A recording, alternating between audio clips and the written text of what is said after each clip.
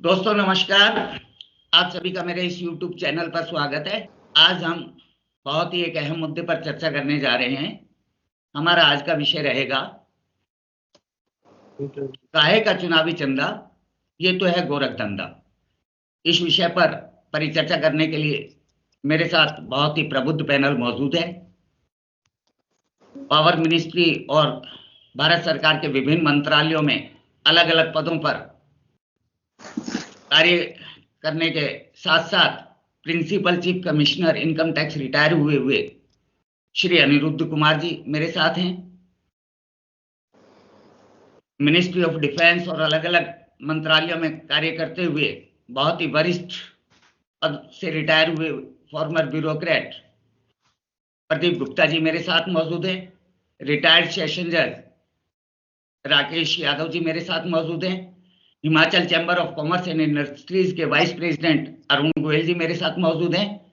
आम आदमी पार्टी से और साथ में इंडस्ट्रियलिस्ट भी हैं भाई अनुराग शर्मा जी भी मेरे साथ मौजूद हैं। आप सभी का बहुत बहुत स्वागत है। तो सर्वप्रथम राकेश जी, मैं आपसे ही चर्चा की शुरुआत करना चाहूंगा। कल जो माननीय सुप्रीम कोर्ट का फैसला आया है इलेक्टोरल बॉन्ड पे, आप उस परिप्रेक्ष्य में क्या प्रतिक्रिया देना चाहेंगे? भरतेज जी, सबसे पहली बात तो ये है कि इलेक्टोरल बॉन्ड्स के जो सारा डाटा है उसको इनको रिलीज करना चाहिए। और ये जो इनकी आर्गुमेंट है, बड़ी बचकाना आर्गुमेंट है इसकी, हमारी सेंट्रल गवर्नमेंट की, तो उसको सुप्रीम कोर्ट ने रिजेक्ट कर दिया है। और जो गवर्नमेंट ने साइट किया अभी चंटिंग के बारे में और जो miss use of electoral bonds के बारे में जो इनका वो था, वो सारा का सारा इनकी जो दलीलें थी वो समाप्त हो गई। अब बड़ी अजीब अजीब सी दलीलें दी हमारी केंद्र सरकार ने। ऐसी बचकानी जो दलीलें हैं उनसे साफ साफ पता लगता है कि वो कुछ ना कुछ छुपाना चाहते हैं। इसके बारे में फटकार लगाई है सुप्रीम कोर्ट ने कि आपके पास जितना भी डाटा है सारा रिलीज कर दीजिए।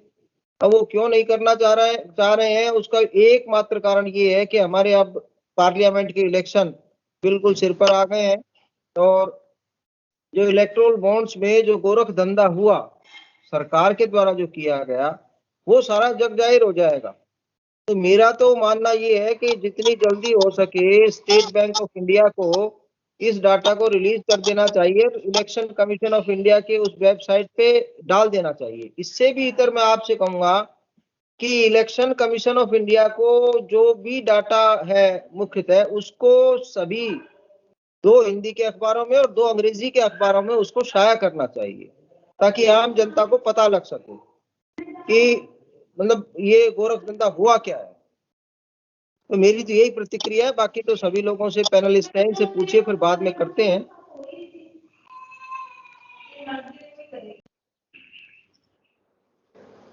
जी राकेश जी, आपने ये तो बहुत अच्छा कहा कि भी सभी पार्टी डिस्क्लोज करना चाहिए स्टेट बैंक को। तो वो तो अब स्टेट बैंक की मजबूरी है, सुप्रीम कोर्ट का डंडा है। जिस तरह से सुप्रीम कोर्ट ने कल फटकार लगाई है 21 मार्च की शाम 5 बजे तक सारा का सारा डेटा इलेक्ट्रोल बॉन्ड से संबंधित, वेदर दैट इज रेलिवेंट और इररेलिवेंट, सब कुछ इंफॉर्मेशन डिस्क्लोज करनी पड़ेगी, इलेक्शन कमीशन को देनी पड़ेगी और same day election commission has to upload it. तो इसमें तो अब कोई संशय वाली बात ही नहीं है। लेकिन बात विभिन्न पार्टियों की आती है, ट्रांसपेरेंसी कहां पर है? आप कांग्रेस के एक वरिष्ठ नेता भी हैं आज की डेट में, तो क्या कांग्रेस पार्टी को भी डिस्क्लोज नहीं कर देना चाहिए था? ये राकेश जी जी आपसे मुखातिब हूं। ऐसा है कि डिस्क्लोज पार्टीज नहीं कर सकती हैं। ये जो चीजें हैं जो इनका जो डिस्क्लोज करना कि कहां से आया और कहां गए, केवल स्टेट बैंक ऑफ इंडिया के पास है। नहीं तो फिर 10 पार्टियों ने कैसे डिस्क्लोज कर दिया साहब? उनको सबको डिस्क्लोज करना चाहिए। वो केवल ये कह सकते हैं हमारे पास इतना चंदा आया है, इतने पैसे हमारे पास आए। 10 पार्टियों ने, उसमें डीएमके भी है, एनसीपी भी है, समाजवादी पार्टी भी है, उन्होंने बकायदा डोनर्स के नाम के साथ डेटा डिक्लेयर कर रखे हैं। सिर्फ 2 मेजर पार्टीज हैं जिसमें कांग्रेस भी है और बीजेपी भी है। दोनों के लिए मैं समान रूप से कह रहा हूं, दोनों ने हाइड करने की कोशिश करी है। बीजेपी नेत्री डॉक्टर कविता गुप्ता भी मेरे साथ जुड़ चुकी हैं। तो आप स्पष्ट रूप से ये बताइए, कांग्रेस ने, अब तो ठीक है और 3 दिन की बात है, सारा डेटा आ जाएगा और मिलान भी हो जाएगा, तो लेकिन ऐसा क्यों कर रही है राजनीतिक पार्टियां? देखिए भरतेश जी, ऐसा है कि कांग्रेस पार्टी को भी रिलीज करना चाहिए और भारतीय जनता पार्टी को भी रिलीज करना चाहिए। ये कोई absolutely, absolutely, here you are right sir. Party की बात नहीं है। ये जो हमारी डेमोक्रेटिक सेटअप है उससे ये इसका संबंध है, और सभी पार्टीज को अपना रिलीज करना चाहिए अगर उनके पास है तो। इसमें दिक्कत ये आ रही है कि जो इलेक्ट्रोल बॉन्ड्स है, जिन पार्टियों ने कहा कि हमारे पास इतने इलेक्ट्रोल बॉन्ड्स हैं, जिन पार्टियों ने बताया भी है, उन पार्टियों ने ये कहा है कि ये जो इलेक्ट्रोल बॉन्ड्स थे, ये इलेक्ट्रोल बॉन्ड्स हमारे दरवाजे पर रखे गए। नहीं, वो टीएमसी और जेडीयू की बात कर रहे हो आप, वो दोनों के दोनों किसी के गले नहीं उतरेंगे जिस प्रकार से दलीलें दी हैं। खैर चलो, शुक्र है कि आपने माना कि कांग्रेस को भी रिलीज करना चाहिए था और बीजेपी को भी रिलीज करना चाहिए था। तो अनिरुद्ध सर, मैं आपके पास आना चाहूंगा। आप इनकम टैक्स डिपार्टमेंट में सालों तक आप रहे, प्रिंसिपल चीफ कमिश्नर रिटायर भी हुए, तो जो इलेक्ट्रोल बॉन्ड की स्कीम गवर्नमेंट लेके आई 2017 में, और उसके बाद कई कानून चेंज करने पड़े, चाहे वो रिप्रेजेंटेशन ऑफ पीपल एक्ट हो या कंपनी एक्ट हो, सब में बदलाव किया गया। तो आप वर्तमान संदर्भ में जो सुप्रीम कोर्ट के आदेश आया है, आप क्या कहना चाहेंगे कि स्कीम सही, अब तो अनकॉन्स्टिट्यूशनल हो चुकी है, तो उस चीज पे हम बहस नहीं करेंगे स्कीम सही थी या गलत थी, तो लेकिन क्या इनिशियल लेवल पे ही ये आना गलत था? सर अनम्यूट कर लीजिए।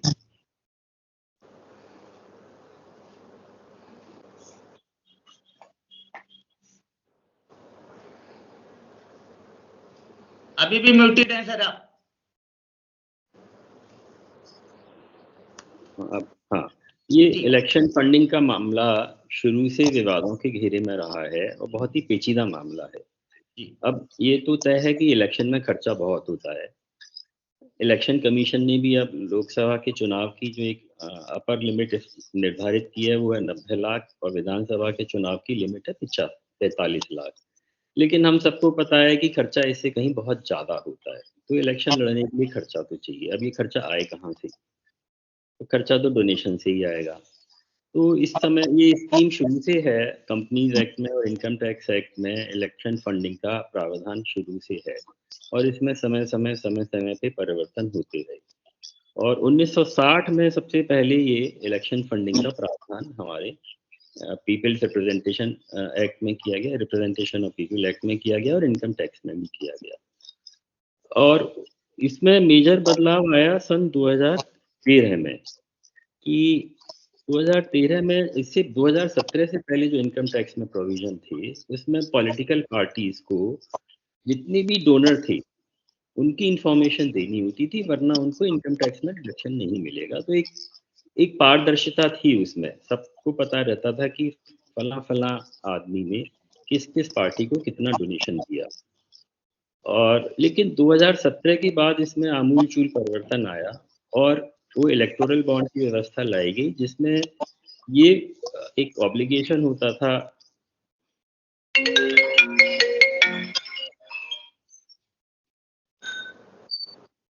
ये जो ऑब्लिगेशन होता था डोनर्स के ऊपर और पार्टीज के ऊपर कि वो डोनर का नाम बताएं और पार्टी का नाम बताएं, इसमें वो मैंडेटरी नहीं रहा। तो ये एक देखा जाए तो अपने आप में डिफिकल्ट चीज है, क्योंकि पहले भी चंदा दिया जाता रहा है और इसमें कोई विवाद नहीं है कि पहले ये चंदा कैश में दिया जाता था। ये सबको मानना पड़ेगा, ये एक असत मतलब अनबोला सत्य है। इससे ये फर्क पड़ा कि भैया कम से कम पार्टीज जो हैं एक वाइट मनी ले रही हैं ब्लैक मनी की जगह, काला धन की जगह, और डोनर भी जो है वो अपने अकाउंट से दे रहे हैं। लेकिन इसमें बहुत सारी खामियां हैं। सबसे पहली तो चीज ये है कि भाई कंपनी को डिडक्शन मिलता है बिजनेस एक्सपेंडिचर का। अरुण गोयल जी इस बात को मेरे से ज्यादा समझते होंगे। Any expenditure which is Holi और एक्सक्लूसिवली इनकर्ड फॉर बिजनेस, तभी उसको इनकम टैक्स में डिडक्शन मिलेगा। अब इस स्कीम की वजह से मुझे ये नहीं पता ये जो मेरा इलेक्टोरल बॉन्ड का खर्चा है इसमें मेरी कंपनी का क्या फायदा है, शेयर होल्डर का क्या फायदा है। तो ये शेयर होल्डर डेमोक्रेसी का एक जो कॉन्सेप्ट है तो ये इसमें वायलेट होता है। दूसरी चीज इसमें ये भी है कि पहले क्या होता था कि कंपनी अपने प्रॉफिट का एक सर्टेन परसेंटेज जो 7.5% था, पहले कभी 5% होता था, उतना ही डोनेशन कर सकती थी। लेकिन 2017 में ये लिमिट भी हटा दी गई। आप कितना भी डोनेशन करें, आप 100% प्रॉफिट डोनेशन कर दें, आप लॉस मेकिंग कंपनी में से भी डोनेशन दे दें, तो एक तरह से एक शेयर होल्डर के इंटरेस्ट के अगेंस्ट जा रहा है ना। उसे पता तो होना चाहिए मेरी कंपनी किसको पैसा दे रही है, क्यों दे रही है, उससे बिजनेस का क्या फायदा है और मुझे कितना लाभांश, शेयर होल्डर को डिविडेंड मिलता है, मुझे कितना लाभांश मिलेगा। तो इन्हीं सब बातों को मद्देनजर फिर तीसरी चीज पे मैं आऊंगा, राइट टू इन्फॉर्मेशन। किसी भी डेमोक्रेसी में ट्रांसपेरेंसी बहुत जरूरी है। जब 2007-2005 में right to information act introduce किया गया, मैं उसको पढ़ना चाहूंगा आपके सामने। And whereas democracy requires an informed citizenry and transparency of information which are vital to its functioning and also contain corruption and hold governments are their instrumentalities are accountable to the governed। तो इसमें साफ साफ है कि भी democracy की सफलता के लिए, डेमोक्रेसी की सस्टेनेबिलिटी के लिए पारदर्शिता बहुत जरूरी है और इसी ये बेसिक कॉन्सेप्ट है राइट टू इंफॉर्मेशन एक्ट का। और सुप्रीम कोर्ट ने फिर ये माना कि जो इलेक्टोरल बॉन्ड्स की जो व्यवस्था है वो इन सारे प्रोविजन की कॉन्सेप्ट को वायलेट करती है और कॉन्स्टिट्यूशन की धारा 19 है उसको भी वायलेट करती है, तो उन्होंने उसको नलीफाई कर दिया। पर दूसरा मुद्दा ये भी है कि भाई इलेक्शन फंडिंग तो चाहिएगी, अब वो कहाँ से आएगी, कैसे आएगी, ये समस्या हमेशा बनी रहेगी। मैं इलेक्शन ऑब्जर्वर भी रहा हूँ, मैंने देखा है कि कितना खर्चा होता है वहाँ पे, अनाप शनाप खर्चा होता है और हम उस खर्चे को एक अनुमान लगाने की कोशिश करते हैं पर नहीं लगा पाते क्योंकि अकाउंट्स में वो खर्चा पहले रिफ्लेक्ट नहीं होता था। तो इसका कोई ना कोई समाधान तो निकालना चाहिए, निकालना पड़ेगा हमें कि हमारी पारदर्शिता भी बनी रहे, शेयर होल्डर डेमोक्रेसी का भी हम ध्यान रखें। तो ये है, बहुत मुश्किल सवाल है, इसका कोई ना कोई समाधान जरूर है। जी सर, बिल्कुल सही कहा आपने कि अगर इवन कोई लॉस मेकिंग कंपनी है उसके ऊपर भी अब कोई रेस्ट्रिक्शंस नहीं थी 2017 के बाद वो, और उससे पहले उसमें एक चीज और ऐड करना चाहूंगा, अगर मैं गलत हूं तो आप मेरे को पॉइंट आउट करिए। उससे पहले ये प्रोविजन था कि कंपनी भी कम से कम 3 साल पुरानी होनी चाहिए थी, वही डोनेट कर सकती थी। बिल्कुल ठीक कहा आपने, कंपनी 3 साल से ज्यादा पुरानी होनी चाहिए। जी जी जी जी, तो वो भी क्लोज खत्म कर दिया, साथ साथ ये क्लोज खत्म कर दिया, 7% का कहा। सारे रूल अपने आप को बेनिफिट करने के लिए चेंज कर दिए। हाँ अनुराग जी आपके पास आएंगे, तो उसमें अरुण जी स्पेसिफिक क्वेश्चन उद्योगपति होने के नाते आपसे करूंगा मैं। जो कंपनी जिसका साल में मान लीजिए 1.5 करोड़ प्रॉफिट है और वो 150 करोड़ की पॉलिटिकल डोनेशन दे रही है, या जिसकी पेड अप कैपिटल ही 5 करोड़ है वो 500 करोड़ का चंदा दे रही है, वेदर इट इज एथिकल और नॉट? अरुण जी देखिए, ये कंपनी के लिए क्वेश्चन रेज करना एथिकल और नॉन एथिकल कहीं ना कहीं तर्क संगत नहीं है, क्योंकि कंपनीज के पास तो बिजनेस करना है, उन लोगों ने, उनकी मजबूरी रहती है। कोई आदमी विलिंगली कोई चंदा नहीं देना चाहता। चंदा तो उनके आगे या तो लालच देके या उनके ऊपर दबाव देके कंपनी, ये पॉलिटिकल पार्टीज या नेताओं द्वारा लिया जाता है। मैं यहाँ पे हमारे जो पैनलिस्ट हैं उनकी 2 बातों से बहुत अच्छे से सहमत हूँ कि हमारे जो जुडिशियल बॉडीज हैं वो अपना रोल बड़े अच्छे से निभा रही हैं और उनको आगे निभाते रहना चाहिए कि जितने भी औद्योगिक घरानों से पैसा लिया जा रहा है, इस तरह से अगर उनको छुपा के रखा जाएगा तो इसमें और ज्यादा करप्शन आने के चांसेस हैं। अगर ये हमारा जो जुडिशियल सिस्टम है इस प्रकार से दबाव बनाएगा तो मैं समझता हूँ कि इससे एक अच्छा माहौल बनेगा और फ्यूचर में पॉलिटिकल पार्टियां इस तरह से चंदा लेने की प्रवृत्ति पर उनके कमी आएगी। दूसरा, जो अनिरुद्ध जी ने क्वेश्चन उठाया वो भी बहुत ज्यादा तार्किक है और तर्कसंगत है कि कंपनी से जो डोनेशन लिया जा रहा है वो शेयर होल्डर्स के हित में है कि नहीं है। मैं समझता हूँ कि सेबी और आरओसी इस चीज के लिए वाचडॉग हैं, गवर्नमेंट के वाचडॉग हैं। वो लोग आज की डेट में इतने सजग हैं कि शेयर होल्डर्स का कोई भी पैसा अगर कंपनी मिसप्रोप्रिएटली उसको यूज करती है तो कंपनी के ऊपर बहुत भारी उसका दबाव आता है और उसको उनके नियमों के उनकी नियमों की अवहेलना की वजह से उनको काफी पेनल्टीज देनी पड़ती हैं। तो इस चीज के ऊपर क्यों हमारे ये दोनों वॉचडॉग साइलेंट हैं? अगर कंपनी किसी डायरेक्टर को 10,000 रुपये भी पर्सनल लोन दे देती है तो वो आरओसी के लिए वो एक जो है नेगेटिव वो हो गया। आपको अलाउड नहीं है कि डायरेक्टर कोई अपनी कंपनी से, जो शायद उस कंपनी का 50% शेयर होल्डर है और प्रॉफिट का भी मालिक है, वो खुद 10,000 रुपये भी उस कंपनी से नहीं ले सकता है। तो वो ये पैसा कैसे इलेक्टोरल बॉन्ड्स के लिए या डोनेशन के लिए यूज कर सकता है? ये सरासर जो है एक इनकी वो है कि जो हमारे वॉचडॉग हैं इनको इस पे बहुत सजग होना चाहिए और उनको कंपनियों को ऐसे डोनेशन देने के लिए नियम बनाने चाहिए कि अगर शेयर होल्डर्स के इंटरेस्ट की कोई बात नहीं हो रही है तो वो पैसा शेयर होल्डर्स के अगेंस्ट जा रहा है दिया जाना, तो उसके ऊपर वो लोग पेनल्टीज लगाएं और इसकी चीज को रोकथाम में लाएं। पर परंतु अरुण जी आपने शेयर होल्डर जी भट्टेश जी मैं ऐसे एक क्लैरिफिकेशन दे दूं।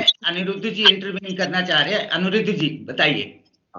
एक्चुअली जो अरुण गोयल जी ने कहा कि सेबी और आरओसी को एज ए वॉचडॉग का काम करना चाहिए, इसमें जब ये स्कीम लाई गई 2017 में तो सेक्शन 182(3) कंपनीज एक्ट का जो सेक्शन 182 सब सेक्शन 3 है उसमें अमेंडमेंट किया गया और उसमें अमेंडमेंट ये किया गया कि जो भी उन्होंने इलेक्टोरल बॉन्ड के लिए खर्चा किया है उसको अपनी बुक्स ऑफ अकाउंट में उनका नाम दिखाने की जरूरत नहीं है। तो अब वो सेबी और आरओसी के ये जुरिस्डिक्शन से बाहर हो गया, वो कंपनी से कोई सवाल नहीं पूछ सकते कि आपने चंदा किसको दिया। तो ये एक उनकी भी मजबूरी है, कानून है, ये कानून के हिसाब से अब उनकी कोई ऑब्लिगेशन नहीं है कंपनी की कि किसको चंदा दिया। तो ये उनके हाथ बंधे हुए हैं, सेबी के और आरओसी के हाथ बंधे हुए हैं। जी जी सर। अनिरुद्ध जी, भाटे जी बंधे हुए हैं या बांध दिए गए? ये कानून है, मैं इस पे कोई टिप्पणी नहीं करना चाहता। किसने कौन लाया? मैं पॉलिटिक्स से दूर रहूंगा। अनुराग जी आपकी टर्न आएगी। तो बाकी कुल मिलाकर के जो अरुण जी ने एक बहुत महत्वपूर्ण बात करी है कंपनीज के रिगार्डिंग, कि कंपनी का जो डायरेक्टर है या चेयरमैन है वो 50% शेयर होल्डर होने के बावजूद भी कंपनी से लोन नहीं ले सकता। तो ऐसे में कंपनीज का किसी भी पॉलिटिकल पार्टीज को without the consent of share holders चंदा देना ही बिल्कुल अनएथिकल है। तो इसी चर्चा को आगे बढ़ाते हुए अनुराग जी आप बोलना चाह रहे थे, तो अब आप बोलिए। उसमें आम आदमी पार्टी ने भी चंदा लिया है, कांग्रेस ने भी चंदा लिया है, बाकी अलग अलग पार्टीज ने भी चंदा लिया है। तो आप इस पे क्या प्रतिक्रिया देना चाहेंगे? देखिए, मैं जो सारे वक्ताओं को सुन रहा था, आज बड़ा एक एमिनेंट पैनल आप लेके आए हैं। अनिरुद्ध जी को भी और अरुण जी को भी मैं बहुत ध्यान से सुन रहा था। तो ये जो गोरख धंधा जो चल रहा है ना, ये जो इलेक्टोरल बॉन्ड्स का, अगर इसको फाइनेंस बिल के थ्रू लाया गया है और पीपल्स एक्ट में अमेंडमेंट्स करी गई है और तमाम ऐसी चीजें करी गई हैं कि जिसकी वजह से इसकी ट्रांसपेरेंसी बिल्कुल जीरो हो जाए, तो वो दर्शाता है कि भारत सरकार की नीयत क्या थी। भाजपा सरकार, मोदी सरकार, भारत सरकार, आप जो भी बोले, उसकी नीयत क्या थी। और जिस तरीके से जो अपर लिमिट थी सीएसआर फंड्स की वो हटा दी गई, कितना भी आप चंदा दे दीजिए, तो ये मेरे हिसाब से सारी पार्टी संलिप्त है इसमें। लेकिन लेके तो इसको भारत सरकार आई है ना, भारत सरकार इसको लेके आई है, तो भारत सरकार की जिम्मेवारी बनती है इसके अंदर। और स्ट्रक डाउन जो हुआ है, जो इलीगैलिटी सुप्रीम कोर्ट ने बोली है, वो भारत सरकार की जिम्मेवारी है। बाकी सब पार्टीज ने अपने एक्सपर्ट से, अपने कॉन्स्टिट्यूशन एक्सपर्ट से क्यों जो है डिस्कस नहीं किया, और भारत सरकार ने भी क्यों डिस्कस नहीं किया कि आप एक इलीगल स्कीम लेके आ रहे हैं। ये बताने अब पैनलिस्ट ये बता रहे हैं कि जी चंदा तो ज्यादा लगता है तो कहां से लाएं। वो तो आप देखिए, अगर ज्यादा लगता है तो आप चोरी थोड़ी करने लगेंगे और डकैती थोड़ी डालेंगे। जिन जिन के ऊपर ईडी के केसेस चल रहे हैं, वो 100 करोड़ की कंपनी 500 करोड़ 1000 करोड़ दे रही है, 10 करोड़ की कंपनी 100 करोड़ दे रही है। तो ये तो एक एक्सटॉर्शन रैकेट था भारत सरकार का। इसके अंदर अमेंडमेंट और ये सारी बातें, ये सब करना, ये सब बेबुनियाद है। ये इस देश को लूटने की प्रक्रिया चल रही थी और ये बहुत बड़ी लूट हुई है, और ये बहुत लंबा जो है अब चलेगा नहीं, ऑलरेडी स्ट्रक डाउन हो गया है। और मेरे ख्याल जो है इसमें PIL डलेगी, और मेरे ख्याल जो जिन्होंने भी ये गोरख धंधा किया है उनको सजा होगी सख्त से सख्त। बाकी पार्टियों ने जिन्होंने लिया है वो भी सारे लिप्त हैं, उनको भी अपने कॉन्स्टिट्यूशन एक्सपर्ट से चेक करना चाहिए था, क्योंकि आ रहा है पैसा तो आने दो, क्या दिक्कत है। नहीं, आपने बहुत बड़ी बात कही अनुराग जी कि भाई सारी पार्टियां लिप्त हैं। जैसे राकेश जी ने भी माना, कांग्रेस के नेता होने के बावजूद जिम्मेवारी भारत सरकार की है जो लेके आई।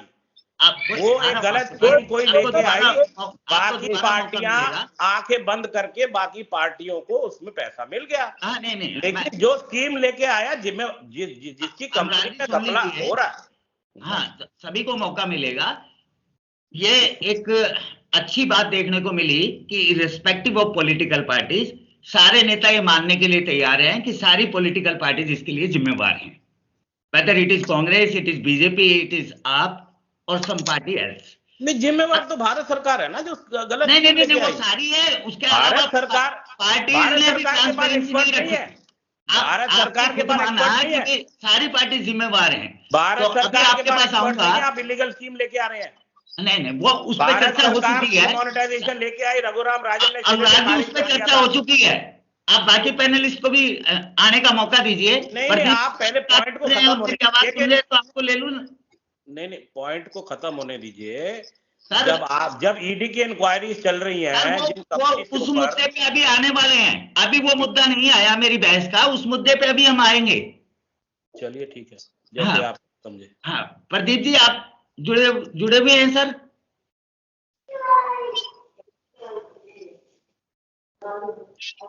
चलिए टाइम कविता जी, मैं जुड़ा हुआ हूँ। हाँ, प्रदीप जी आप ये बताइए, हाँ, जो मेन डोनर्स हैं, फ्यूचर गेमिंग ने 1368 करोड़ रुपए दिया, मेगा इंजीनियरिंग ने 966 करोड़ दिया, क्विक सप्लाई चेन ने 410 करोड़ का चंदा दिया, वेदांता ग्रुप ने 400 करोड़ का चंदा दिया, हल्दिया एनर्जी ने 377 करोड़ का चंदा दिया।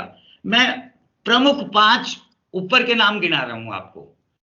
तो क्या ऐसा नहीं है कि क्विड प्रो हुआ है किसी के खिलाफ? ईडी के केसेस से जो अभी अनुराग जी पॉइंट आउट करना चाह रहे थे, अब उस विषय पे आ रहा हूं। तो किसी के खिलाफ ईडी के केस थे, या किसी ने चंदा दिया तो उसके बदले में उसको धंधा मिला। फॉर एग्जाम्पल, मेगा इंजीनियरिंग ने अप्रैल 2023 में 140 करोड़ रुपए डोनेट किए थे, और 1 महीने बाद उसको 14,400 करोड़ रुपए का थाने बोरीवली प्रोजेक्ट मिल गया। और वो प्रोजेक्ट भी आप मानेंगे किस कंपनी को बीट करके मिला? L&T, जो इंडिया की नंबर 1 इंफ्रास्ट्रक्चर कंपनी है। तो ये बहुत बड़ा गोरख धंधा नहीं है? ये बता रहे हैं कि क्विड प्रो क्यों है, ये सिर्फ कभी प्रूव नहीं हो सकता, ये कंजेक्चर्स में ही रहेगा, और पब्लिक कंजम्पशन के लिए लोग अटकलें लगाते रहेंगे, ये इसी तरह से ही रहेगा।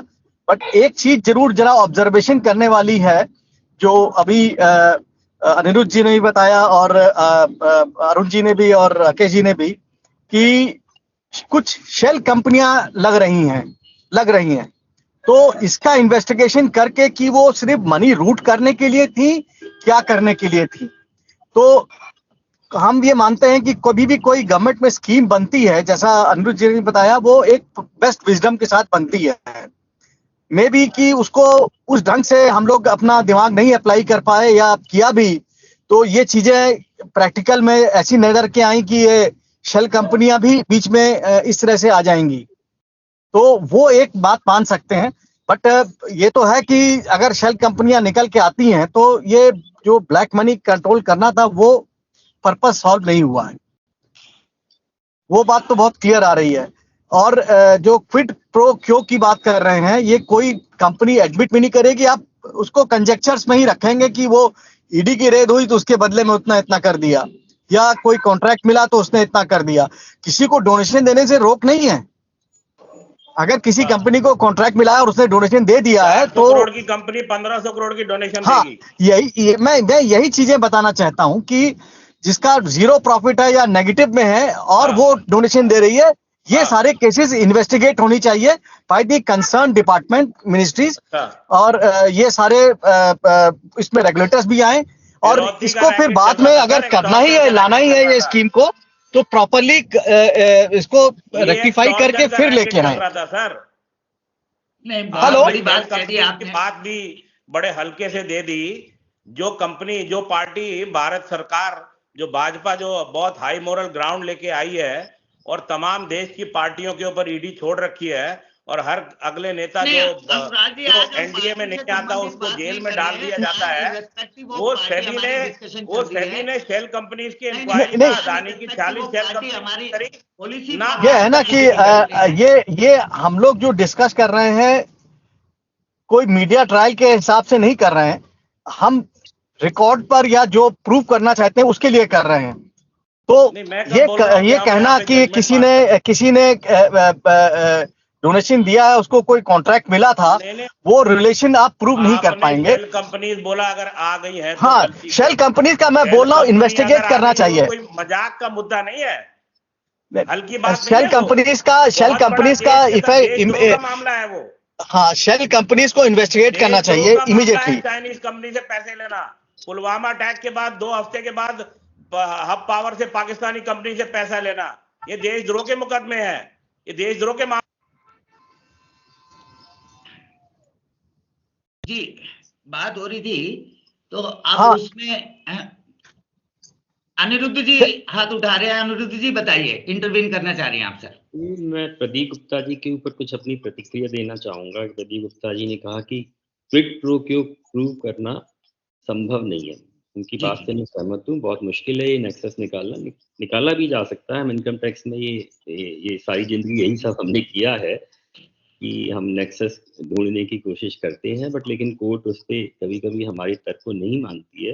लेकिन इसमें ये एक कहावत है कि Caesar's wife should be above all suspicion, और इसी का एक इसी तरह प्रिंसिपल ऑफ नेचुरल जस्टिस है, justice should not only be done, it should be manifestly seen to be done.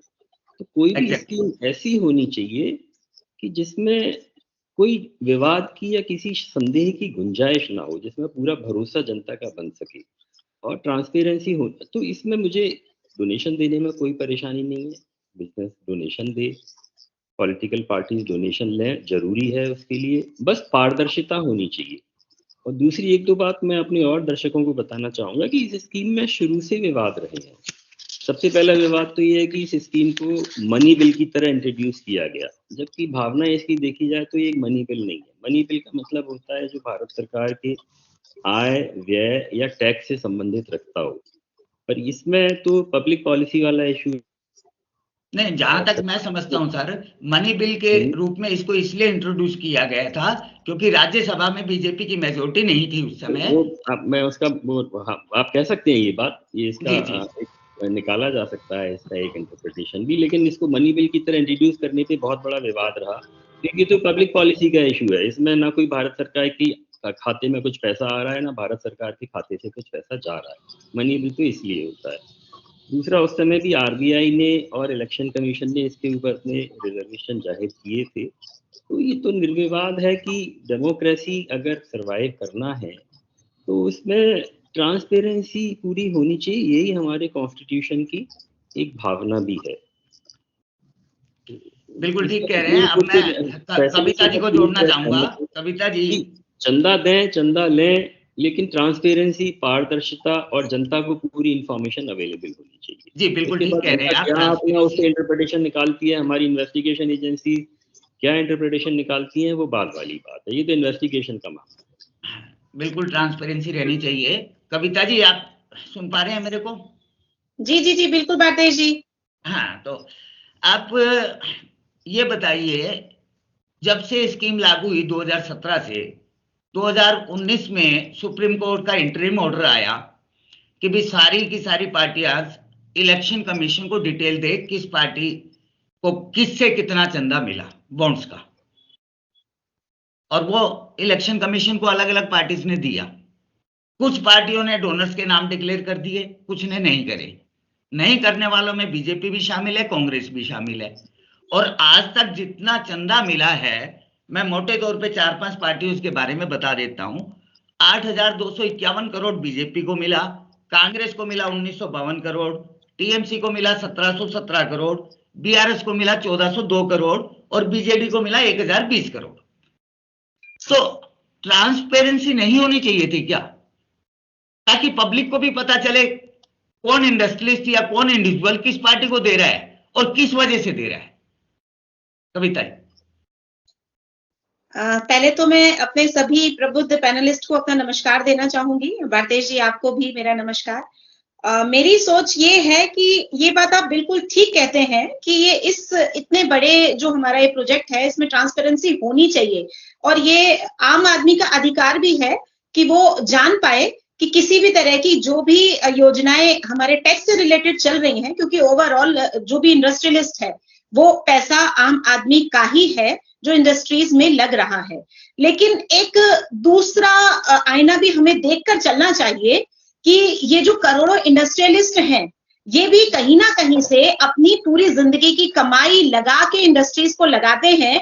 और कई बार ऐसा भी होता है कि मैं किसी एक पार्टी को चंदा दे रही हूं तो दूसरी पार्टी से मैं बैर नहीं ठानना चाहती। मैं चाहती हूं कि भाई देखो, मेरा नाम गुप्त रखा जाए, मैं चंदा तो देना चाहती हूँ लेकिन मैं अपने संबंध दूसरे के साथ भी नहीं खराब करना चाहती हूँ। इस नाते कई बार गुप्त रखना आवश्यक भी हो जाता है, क्योंकि व्यापार पे ही अर्थव्यवस्था किसी भी देश की टिकी होती है। तो हमें अपने व्यापारी जन की भावनाओं का भी सम्मान करते हुए इस तरह के कदम कई बार उठाने पड़ सकते हैं। तो मुझे लगता है उसके लिए कुछ बीच का रास्ता निकालना चाहिए कि हाँ ठीक है, सबको पब्लिक ना करके, जहां उनको खतरा है, जहां उनको ऐसा लगता है कि मेरे व्यापार में नुकसान हो सकता है या कुछ परेशानी आ सकती है, उन भावनाओं को ध्यान में रखते हुए न्याय परिसर के अंदर इस तरह के कोई प्रावधान होना चाहिए कि ट्रांसपेरेंसी बनी भी रहे और उनके व्यवसाय पर असर भी ना आए। नहीं, बिल्कुल ठीक कह रहे हैं आप, ट्रांसपेरेंसी बनी रहे। लेकिन जिस हिसाब से इलेक्ट्रल बॉन्ड आया, मैं आपको एक छोटा सा एग्जांपल देता हूं। फ्यूचर गेमिंग कंपनी है, लॉटरी किंग जिसको कहा जाता है, 509 करोड़ का चंदा उसने 2019 से पहले डीएमके को दिया था, क्योंकि वो तमिलनाडु में ऑपरेट करती थी। अब लेकिन सेंट्रल एजेंसीज को ये बात पता थी। खाली बॉन्ड की जानकारी एसबीआई के पास है, एसबीआई उसको सेंट्रल गवर्नमेंट को दे रही थी, तो सेंट्रल गवर्नमेंट ने ईडी और इनकम टैक्स से छापे पड़वा दिए। उसके बाद वहां से दूसरी पार्टी ने वसूली शुरू कर दी। तो ये तो वसूली का धंधा हो रहा था क्या? नहीं, ये चीजें आप खुद ही देख रहे हैं कि एक पार्टी का दूसरी पार्टी के ऊपर उलाहना हो रही है। एक पार्टी दूसरी पार्टी से के साथ अलग अलग तरह के परिप्रेक्ष्य में जब बात कर रही है, तो एक वो जो कंपनी है वो एक की ही नहीं सबकी टारगेट में आ जाती है। तो हमें ओवरऑल देखिए पूरे अपने भारत देश के व्यवसाय का भी तो ध्यान रखना है। तो मैं ये नहीं कहती कि ट्रांसपेरेंसी नहीं होनी चाहिए। माननीय सुप्रीम कोर्ट जो कर रहे हैं वो बहुत आवश्यक है आज के समय में। लेकिन मैं एक ही बात कहना चाहूंगी, ये इलेक्ट्रॉनिक बॉन्ड जो आया है वो ना आना भी उचित नहीं था। कुछ ना कुछ हमें प्रयोग तो करने हैं ना। ये ट्रांसपेरेंसी लाने का पहला कदम है। हाँ ठीक है, ये पूरी तरह से सफल नहीं हो पाया, लेकिन अब इसमें जो बदलाव होके नया आएगा वो मुझे लगता है और अच्छा होगा। अगर कोई पहला कदम ही नहीं उठाएगा तो आगे के कदम में उसमें और भी ज्यादा सुधार होने के चांस कैसे आएंगे? पहले जो कैश में ट्रांजैक्शन होता था उसमें समस्याएं और ज्यादा थी, उसमें ब्लैक मनी के चांसेस और ज्यादा थे। तो क्यों नहीं भाई कोई नई यहाँ आपसे सहमत नहीं हूँ। पहले जो प्रोविजन था, कंपनीज को अपनी बैलेंस शीट में डिक्लेयर करना होता था, जैसे अभी अनिरुद्ध जी ने भी बताया कि किस पार्टी को कितना चंदा दिया गया है। One has to declare that whether that was in cash or through check। लेकिन अब ये सारा ट्रांसपेरेंसी के नाम पे जो ये बिल लाया गया है इलेक्ट्रल बॉन्ड का, उसने तो ट्रांसपेरेंसी कहीं रखी नहीं ना। पारदर्शिता नाम की तो कोई चीज ही नहीं थी। तो ये आप नहीं कह सकते हैं, ये कह सकते हैं कि एक प्रयोग करने की कोशिश की गई थी जो असफल रहा, वहां तक तो हम सहमत हैं। जी अनिरुद्ध सर, आप बोलना चाह रहे थे। हाँ, मैं जो आप कह रहे हैं मैं भी वही कहना चाहता था कि चंदा देने पे तो पहले भी कोई मनाही नहीं थी। 2017 से पहले चंदा दिया जा सकता था। उसमें यही फर्क था कि आप अपनी कंपनी का प्रॉफिट का कोई 7.5% दे सकते हैं। चंदा देने की पहले भी छूट थी, इनकम टैक्स में उसका डिडक्शन भी मिलता था। बट उसमें सिर्फ ये था कि आपको डिस्क्लोज करना है। अगर शेयर होल्डर को ये नहीं पता, मैं जैसे बहुत सी कंपनियां ऐसी होती हैं जब प्रमोटर का शेयर खाली 2% होता है, 4% होता है, 8%, 10% होता है, शेयर होल्डर उसमें 90% होते हैं, और शेयर होल्डर में पब्लिक इंस्टीट्यूशंस भी होते हैं जैसे कि LIC है, GIC है, वो भी इन्वेस्ट करते हैं। तो उनके हितों को प्रोटेक्ट किया जा रहा है, ये उनको कैसे पता चलेगा? जैसे मैंने कहा, justice should not only be done, manifestly seen to be done. उन शेयर होल्डर को ये मैं भरोसा तो दिलाऊं, वो कंपनी भरोसा तो दिलाए, ये चंदा दिया जा रहा है, ये उनके हित में है। जी अनुराग जी, आप कुछ बोलना चाह रहे हैं? संक्षेप में आपकी प्रतिक्रिया। देखिए, जो बातें सारे पैनलिस्ट बोल रहे हैं और ट्रांसपेरेंसी वर्ड बार बार आ रहा है, और हमारी भाजपा की जो प्रवक्ता हैं, जो मैडम हैं, वो कह रही हैं कि ये एक छोटा सा प्रयोग हुआ है और आगे आगे चीजें ठीक होंगी। इसी प्रयोग में चीजें ठीक हो सकती थी। आपने ट्रांसपेरेंसी क्लॉज ही उड़ा दिया। आपने ये स्कीम लेके आए ताकि कितना पैसा सत्ता पक्ष को आ रहा है वो किसी को पता ना लगे। वो तो क्योंकि बाकी पार्टियों को भी उसी के साथ में आता गया, आप इसी में ठीक कर सकते थे। अब 75 साल में क्या आप डिजिटल इंडिया और फला ढिमका होके आज आपको ये नहीं पता कि कोई आप स्कीम ला रहे हैं, उसकी ट्रांसपेरेंसी कैसे मेंटेन करनी है? आप बोल रही हैं कि कंपनियों को सेफ रखना था। कंपनियों को एक मिनट, कंपनियों को सेफ रखना था। कंपनियों को सेफ रखने का काम भारत सरकार का है। अगर कंपनी चंदा देती है, कंपनी के ऊपर कोई होगी आपकी, एक सेकंड, कंपनी के ऊपर कोई दिक्कत आती है तो भारत सरकार की जिम्मेवारी है उसको देखने। वो बिल्कुल ठीक है, भारत सरकार जब रक्षा की भक्षक बन जाएंगे तो देश में कुछ नहीं हो सकता। पूरे एक बड़े यूट्यूबर कह रहे थे कि डिबेट सर ऐसे नहीं होती, डिबेट हो रही है। अनुराग जी, सबको मौका दे रहा हूं मैं, आप भी प्लीज वो रखिए अपना। एक सेकंड, लास्ट बारी आएगी तो आपको सिर्फ यूट्यूबर से इंटरवीन करने के लिए मौका दिया गया था। डिबेट हो रही है गरीबी की रेखा पे और आपने डिबेट चेंज कर दी रेखा की गरीबी पे। तो ट्रांसपेरेंसी तो खुद ही नहीं लाई सरकार। डिबेट का हमारा टॉपिक ही यही है, इलेक्ट्रोल बॉन्ड से संबंधित है। तो राकेश जी, कमाल चलता है कि ईडी की इंक्वायरी जिस पे चल रही है वो पैसे दिए जा रहे हैं, सरकार सो रही है। डिबेट को डाइवर्सिफाई मत करिए ना, अलग ट्रैक से मत लेके जाइए। राकेश जी, मैं एक और जानकारी देना चाहूंगा। इलेक्ट्रोल बॉन्ड में एक क्लोज था कि भी अगर 15 दिन के अंदर कोई पार्टी उसको रिडीम नहीं करती है तो वो ऑटोमेटिकली PM रिलीफ फंड में चला जाएगा। लेकिन जहां तक मेरे पास सूचना है, 10 करोड़ रुपए के बॉन्ड एक्सपायर हो गए थे, उसको भी होम मिनिस्ट्री या फाइनेंस मिनिस्ट्री के इंटरवेंशन के बाद उसको रिडीम कराया गया किसी पर्टिकुलर पॉलिटिकल पार्टी ने। तो वहां एथिक्स कहां गया? सारे का सारा गोलमाल था क्या? वर्तेज जी, सीधी सी बात है, हम तो एक बात बता सकते हैं कि कांग्रेस ने एक स्कीम शुरू की थी कि काम के बदले अनाज, और भारतीय जनता पार्टी ने एक स्कीम शुरू की नई कि चंदे के बदले में धंधे। तो ये बिल्कुल जाहिर है, जैसा आप सब पैनलिस्ट ने भी बताया, अनिरुद्ध जी ने बताया। अब आप बताइए कि मैं आपको हरियाणा का बताता हूँ। एक DLF है, एक कंस्ट्रक्शन कंपनी। तो जो DLF की कंस्ट्रक्शन कंपनी है उसके रेट पड़ी 25 जनवरी 2019 को, और उन्होंने बॉन्ड दिए 9 अक्टूबर 2019 को। अब ये क्या गेम हुआ, इस गेम के बारे में अगर आप थोड़ा सा सोचेंगे तो पता लगेगा कि गुड़गांव जैसे बड़े शहर में पहले 4 जो है फ्लोर हुआ करते, जो फ्लोर बनते थे वो 4 फ्लोर हुआ करते, और जैसे ही DLF इसमें आया तो 4 फ्लोर की बजाय 3 फ्लोर कर दिए हरियाणा सरकार ने। अब वो 3 फ्लोर क्यों कर दिए? केवल इसलिए कर दिए कि जो DLF था वो अपनी बना चुका था 4-4 फ्लोर की, सब सैंक्शन उसको मिल चुकी थी। और एक दूसरी कंपनी है M3M ने जो प्लॉट लिए थे उनके ऊपर उनके साइट प्लान सैंक्शन नहीं हुए थे।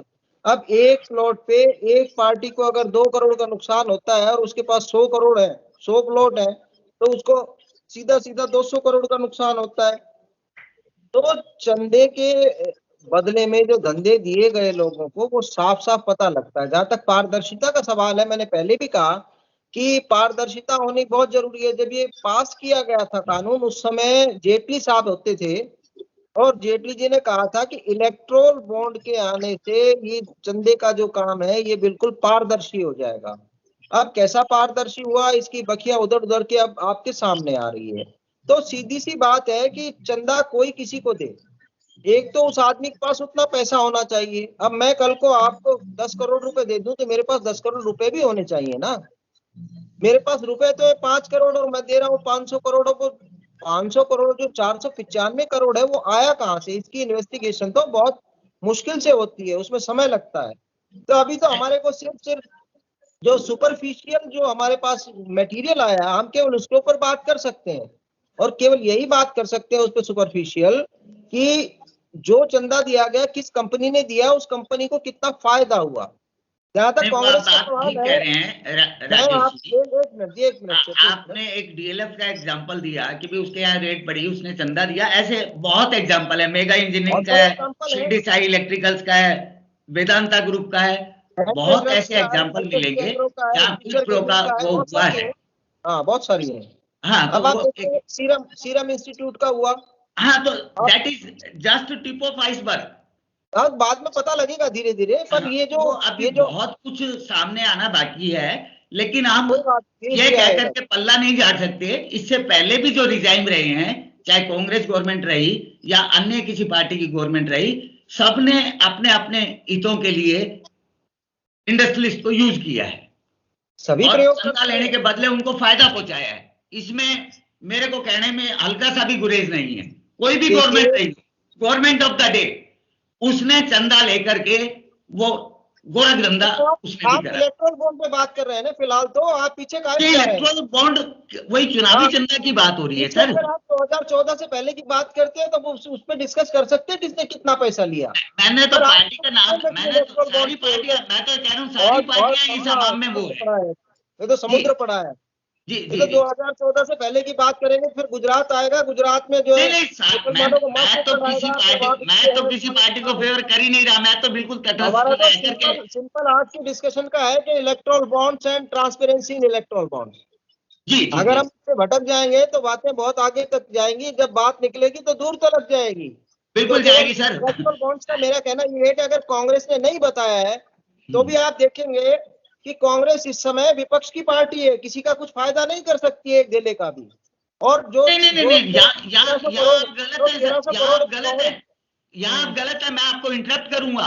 विपक्ष की पार्टी जरूर है, लेकिन जो स्टेट में रूलिंग पार्टी है उसको भी उसी हिसाब से चंदा मिला है, चाहे वो टीएमसी हो, बीजेडी हो, डीएमके हो, कांग्रेस हो। कांग्रेस की भी 4 स्टेट में गवर्नमेंट है, तो जो पार्टी सत्ता में है उसको बेनिफिट मिला है। बीजेपी अगर बीजेपी को बेनिफिट मिला, तो आप उस चीज को आइसोलेट नहीं कर सकते। मिलने से कुछ नहीं होता है। चंदा किसी को 1300 करोड़ मिले, किसी को 7000 के अकाउंट फ्रीज कर दिए गए हैं। 1300 करोड़ में कांग्रेस ने किया क्या, उसके बारे में कोई एलिगेशन अब तक नहीं आया है। तो कांग्रेस के अकाउंट सभी पार्टियों का जब 21 तारीख की शाम को लिस्ट आ जाएगी, उसके बाद अलग अलग डेटा एनालिस्ट अपना आप लिस्ट निकाल लेंगे कि किसको किससे क्या फायदा हुआ।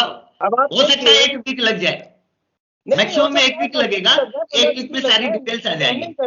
मेरा सिंपल कहने का आशय ये है कि आज हमें सिर्फ ये पता है कि एक पार्टी को 1600 करोड़ मिले, दूसरी पार्टी को 7000 करोड़ मिले, टीएमसी को कांग्रेस से भी ज्यादा मिले, बीआरसी को इससे ज्यादा मिले, वगैरह वगैरह ऐसे।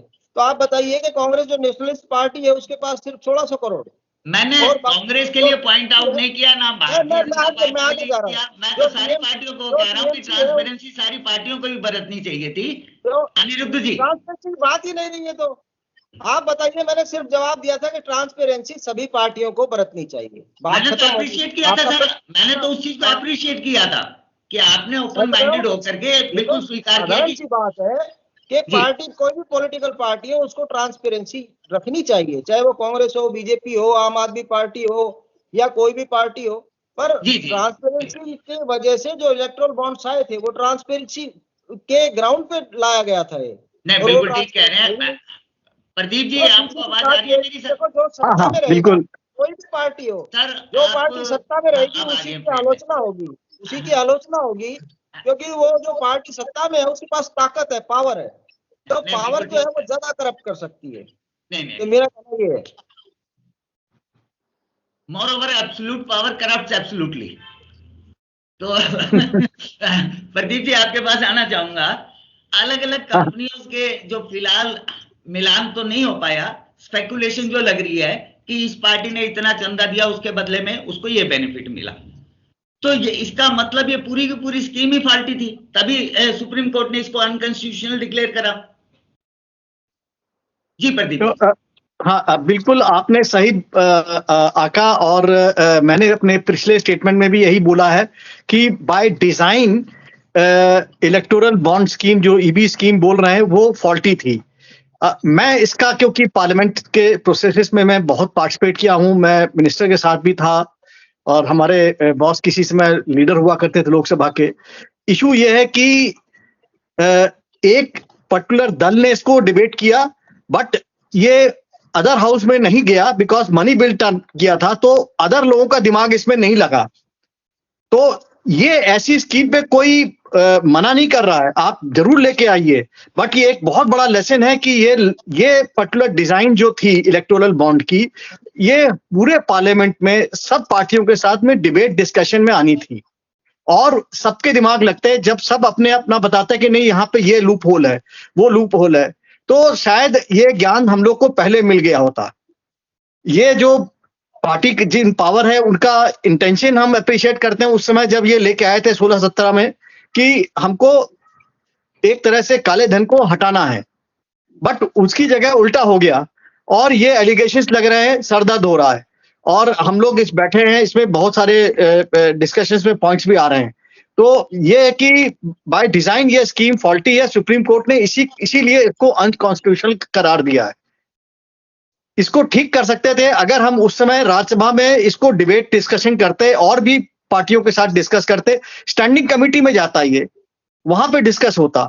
तो ये एक बहुत बड़ा लेसन है पार्लियामेंटेरियंस के लिए, ये मैं इतनी बात बताना चाहता हूं अपने। सर बहुत बड़ी बात कर दी आपने कि ये स्टैंडिंग कमेटी में जाता और हेल्दी डिस्कशन होती तो शायद गवर्नमेंट ऑफ द डे भी उस बिल को नहीं लेकर के आ पाती। अलग नहीं ले करती, भरतेश जी ले करती, बट ये जो कमियां जो है ना इसको ये शायद ना रहती, क्योंकि जब 10 दिमाग लगते हैं तो एक अलग डिसीजन होता है, जब एक आदमी अकेला दिमाग लगाता है तो वो अलग डिसीजन होता है। हम पार्टी को एक आदमी मान रहे हैं, हाँ, तो चाहे वो बीजेपी हो या कांग्रेस हो, सब लोग मिल करके 30-40 पार्टियां जो पार्लियामेंट की हैं मिल करके, ये 30-40 लोग मिल करके डिसाइड करते हैं, तो हर पार्टी की अपनी अपनी विचारधारा है। जी। तो इसलिए ये हम मानते हैं कि ये ऐसा लूप होल रहा, कोई डिजाइन से लूप होल नहीं था, लेकिन अब ये प्रूव हो रहा है कि डिजाइन से लूप होल था। मतलब उस समय जब ये उन्होंने स्कीम को लॉन्च किया, जो इसके इन एंड आउट रखे सारे, वो अनिरुद्ध जी ज्यादा बता पाएंगे, वो टैक्स एक्सपर्ट हैं और उस समय प्रेजेंट रहे हैं। तो ये स्कीम में कुछ डिफेक्ट जो अभी निकल के आ रहा है, एक्चुअल इम्प्लीमेंटेशन में पता लगाइए। जी बिल्कुल सही कह रहे हैं आप। अब बिल्कुल क्योंकि टाइम समाप्त होने जा रहा है, कंक्लूडिंग रिमार्क्स सबसे निवेदन है कि लंबा ना खींचे, 1-1 मिनट का दें। अनिरुद्ध जी सबसे लास्ट में कंक्लूडिंग रिमार्क्स के लिए आपके पास आऊंगा, सबसे लास्ट में, क्योंकि आप जैसे प्रदीप जी ने भी कहा कि भाई आप टैक्स एक्सपर्ट रहे हैं, और तो भाई अरुण जी आप क्या कंक्लूडिंग रिमार्क्स के रूप में आप क्या कहेंगे? अरुण गोयल जी, मेरा ये कहना है कि सांप निकल गया, सब लोग लकीर पीट रहे हैं, हम लोग जो बहस कर रहे हैं, हमने किसी ने ये भी बात नहीं की कि आगे ऐसा क्या नियम बने जिससे ये चीज रुके और एक हेल्दी चीज बने। तो मेरा इसमें ये एक सजेशन है कि जो भी डोनेशन दी जाए वो कॉरपोरेट या कंपनी या फर्म के अकाउंट से नहीं ली जाए, सिर्फ इंडिविजुअल, क्योंकि देश में इलेक्शन होना और किस पार्टी को हमने देना ये निजी चॉइस है, ये कंपनी की चॉइस नहीं है। तो अगर हम फ्यूचर में ये सारा पर्सनल उस पर डालें कि जिसकी मर्जी है अपनी जेब से जितना मर्जी चंदा दे, पर वो किसी कंपनी से या फर्म से एज ए बिजनेस एक्सपेंस नहीं दे सकता है, तो मैं समझता हूँ कि चंदे का जो प्रचलन है वो चलता रहेगा, जिसको देना है वो देगा, पर इसमें जो आपके बिजनेस के बाकी लोग जो शेयर होल्डर्स हैं या जो स्टेक होल्डर्स हैं उनका इंटरेस्ट बना रहेगा। और करप्शन भी काफी कम हो जाएगी। जब मैंने पर्सनल चंदा देना है तो मैं किसी किस्म का कॉर्पोरेट फायदा उठाने की बात भी नहीं करूंगा। मैं इतना ही कहकर इस विषय पर अपना जो विचार है मैं आगे के लिए ये सजेशन देते हुए इसको बंद करता हूँ। धन्यवाद। बहुत बढ़िया बात कही अरुण जी आपने। जब आप बात कर रहे हैं कि भाई कंपनीज को ना दे करके जो डायरेक्टर्स हैं या जो भी हैं शेयर होल्डर्स हैं वो इंडिविजुअली किसी को भी दें। जैसे इसी में बायोकॉन की चेयरपर्सन जो है किरण शाह मजूमदार, उन्होंने डोनेशन दी है, वो अपनी पर्सनल कैपेसिटी में दी है और उन्होंने बायोकॉन की तरफ से नहीं दी है। और उनका जब नाम आया तो क्लैरिफिकेशन भी उन्होंने बकायदा एक प्रेस रिलीज जारी करके की कि मैंने अपने पर्सनल उसमें से दी है और प्योरली वाइट मनी दी है, नॉमिनल दिया है। तो उसमें आप सही कह रहे हैं कि भी आप इंडिविजुअली किसी को भी दे सकते हैं। कंपनी क्योंकि उसमें शेयर होल्डर्स का भी इंटरेस्ट इन्वॉल्व है तो वो नहीं देनी चाहिए थी कंपनी को। अनुराग जी 1 मिनट के लिए आपकी प्रतिक्रिया। देखिए जी, जब से 2014 से ये सरकार आई है तानाशाही के डिसीजन लिए गए हैं और ट्रांसपेरेंसी शब्द अब बेबुनियाद हो चुका है, गैर संवैधानिक इसको डिक्लेयर कर दिया गया है। और भारत सरकार, मोदी जी, भाजपा जो सारी टीम है जो भी ये स्कीम लेके आई है उनके मुंह पे बहुत ज़बरदस्त ये तमाचा है। और ये जो काला धन खत्म करने की बात करते थे, पहले नोटबंदी से देश का सत्यानाश किया इन्होंने, तहस नहस कर दिए, 35 लाख MSME बंद हो गए और उसके बाद वो 2000 का नोट वापस ले लिया गया। और मतलब देखिए कि ये किस तरह के डिसीजन है। और ये स्कीम लाई इसीलिए गई थी कि इसके अंदर ट्रांसपेरेंसी ना रहे, फाइनेंस बिल के थ्रू इसीलिए लाई गई थी कि ट्रांसपेरेंसी ना बने और जनता को पता ना लगे कि कौन सी पार्टी को कितना जा रहा है। तो बाकी इनको 57%, 50% वो तो जितना भी मिला, अभी फाइनल लिस्ट तो अभी आनी बाकी है। अभी तो बहुत सारा the Pandora's box is yet to be open. नहीं, ये that is not yet to open. 2019 के बाद, 1 मिनट आप सुनिए तो सही। 2019 के बाद जो चंदा मिला है, टोटल जितना बॉन्ड बिके थे उसका 48% बीजेपी को गया है एंड प्रायर टू 2019 77% बीजेपी को गया है। तो इसमें अब किसी को कोई संशय नहीं है। अब आप कविता जी, ये जो स्कीम लाई गई थी, टाइम का भाजपा द्वारा टाइम कम रहता है, सभी पैनलिस्ट को टाइम देना होता है। कविता जी आपका कंक्लूडिंग रिमार्क। मैं तो सिर्फ एक ही बात कहना चाहूंगी कि कोई भी चीज ट्रांसपेरेंसी लाने के लिए ही की जाती है, नहीं तो जो पहले से चल रही थी उसके अनुरूप अगर चलता रहता, अगर उसमें ट्रांसपेरेंसी होती तो ये लाने की आवश्यकता ही क्यों रहती, पहली चीज। और दूसरी चीज, ये जो चंदा सिर्फ बीजेपी गाया जा रहा है, ले तो सब पार्टी रही है ना। और ये जो चीज माननीय सुप्रीम कोर्ट करने जा रहे हैं, थोड़े समय में सबके सामने आ ही जानी है, दूध का दूध पानी का पानी हो ही जाना है। तो मैं एक ही बात जानती हूँ, मैं इस चीज पे पूर्ण विश्वास रखती हूँ कि भाजपा पार्टी में इस तरह की चीजें आपको नहीं मिलेंगी। हाँ ठीक है, थोड़ी बहुत अनियमितताएं स्कीम से संबंधित मिल रही हैं, लेकिन नियत खराब नहीं है, ये मैं कह सकती हूँ। चलिए राकेश जी आपका लास्ट में रिमार्क। अनम्यूट कर लीजिए अपने आपको, म्यूटेड है सर आप। मशहूर शेर है एक इनका, इकबाल जी का, तो मैं तो उसी के बारे में बता देता हूँ, आप सभी सुनिए कि कातिल ने किस सफाई से धोई आस थी, उसको खबर नहीं कि लहू बोलता भी है। तो सफाई से इलेक्ट्रल बॉन्ड्स लगा करके और जनता को धोखा दे करके और पैसे इकट्ठे करके ये जो मीडिया का नंगा नाच ये सब चल रहा है, ठीक है चल रहा है, पर देखिए कि खून जो है वो बोलता जरूर है। आज इलेक्ट्रल बॉन्ड्स आने के बाद जो है जिस आदमी का कत्ल हुआ है उसका खून बोल रहा है। जी। अब परिचर्चा को समाप्त करते हुए अंत में कंक्लूडिंग रिमार्क अनिरुद्ध जी से। देखिए, मैं कविता जी की बात पे एक प्रतिक्रिया देना चाहूंगा कि सन 1960 से कंपनीज एक्ट में, इनकम टैक्स एक्ट में और रिप्रेजेंटेशन ऑफ पीपल एक्ट में चंदा देने का प्रावधान रहा है और हमेशा रहा है और कोई रोक टोक किसी पे भी नहीं थी।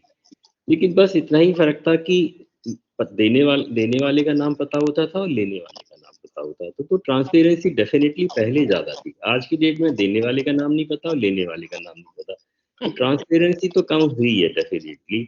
और अब दूसरी बात पे आए, देखिए अगर चंदा देने में कोई गुड प्रो क्यों है, तो ये तो शुद्ध करप्शन का केस है। अब गुप्ता जी ने कहा कि भाई ये कभी प्रूव नहीं हो सकता। अब चूंकि ना देने वाले का नाम पता है ना लेने वाले का नाम पता है, तो इन्वेस्टिगेशन एजेंसी को तो कुछ पता ही नहीं है, तो इन्वेस्टिगेट भी नहीं कर सकती प्रूव करने के लिए। तो अब तो बिल्कुल असंभव हो गया। पहले अगर चंदा दिया है लिया है तो कम से कम एक इंफॉर्मेशन थी, इन्वेस्टिगेशन एजेंसी एक इन्वेस्टिगेट कर सकती थी। अब तो लेकिन उसके पास कोई मौका ही नहीं है। तो ये सुप्रीम कोर्ट का ऑब्जर्वेशन ठीक है कि ट्रांसपेरेंसी बनाते हुए एक कोई, और हमें लेकिन इस पे स्कीम जरूर लानी चाहिए थी। अरुण गोयल जी का सुझाव मुझे लगता है कि इस पे जरूर चर्चा होनी चाहिए और इसको आगे बढ़ाया जा सकता है। बस मेरा इतना ही कहना है। चलिए, आप सभी पैनलिस्ट का इस परिचर्चा में जुड़ने के लिए बहुत बहुत धन्यवाद। Thank you very much.